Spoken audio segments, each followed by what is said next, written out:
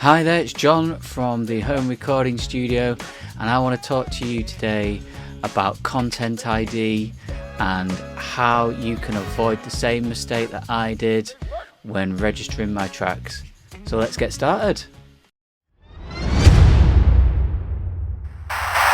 So last week I got an email from Audiosparx.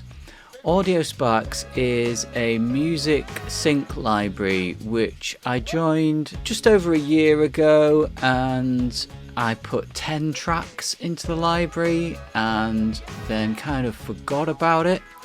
I didn't get any sales. I did get a little bit of play through Audiosparx and a tiny little bit of royalties from that, but no actual sales of music licenses until last week. And the email that I got said that my track was going to be played on US television for a period of 2 weeks in a political commercial. So obviously I was very pleased about this, and I thought, oh well, let's just check out what other tracks I've got on Audiosparx, because I couldn't really remember. So I had a look, and something in the back of my head was saying something about Content ID. And this also came up in one of Eric's videos, though. So that's Eric from Make Music Income. So I'll put a link to that if you want to check out his video. But basically it prompted me to check the agreement on Audiosparx, and I realised that you are not allowed to have tracks in Content ID. So let's just have a look what Audiosparx say about this. The licensee reserves the right to reject any artist or track in its sole discretion. Additionally, licensee does not accept any works which are participating in any kind of internet monetization system that involves things such as music fingerprinting, ad share, ad royalties, ad revenue, or such similar internet-based monetization systems. So there you go, guys. It's official.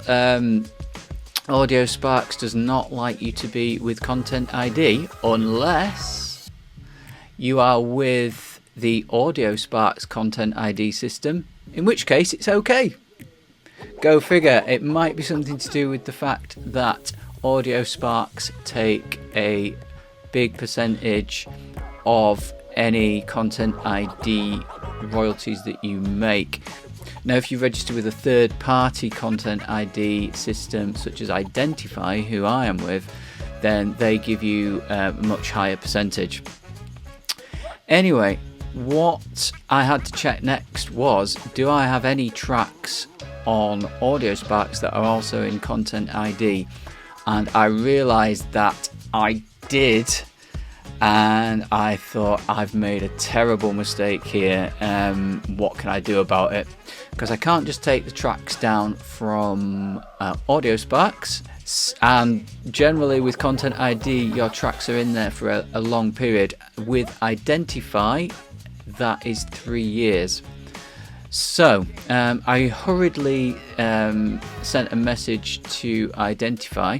So there's only 2 tracks, and luckily those tracks were not any of the tracks that I've sold as a license for Audiosparx. So I did think, well, at least I've got a bit of time to sort this out. But I got in touch with Identify and explained the situation. I've uploaded these 2 tracks to Identify, and they're with Audiosparx. So what happened next? Identify got back to me, and they were really good. They said that although they do reserve the right to hold these tracks for 3 years, that in this situation they would make an exception, and that they would take the 2 tracks out of YouTube Content ID. And this was great news. Luckily for me, there was only 2 tracks, and it just highlights the need to be really organised with your music and to keep a spreadsheet, to keep records of all your tracks, what libraries they are in, which tracks are registered with Content ID, because it can get out of control. If you've got a big catalogue, you need to keep a record of this and be super organised and keep on top of it. Hopefully guys, you won't make the same mistake that I did in this situation.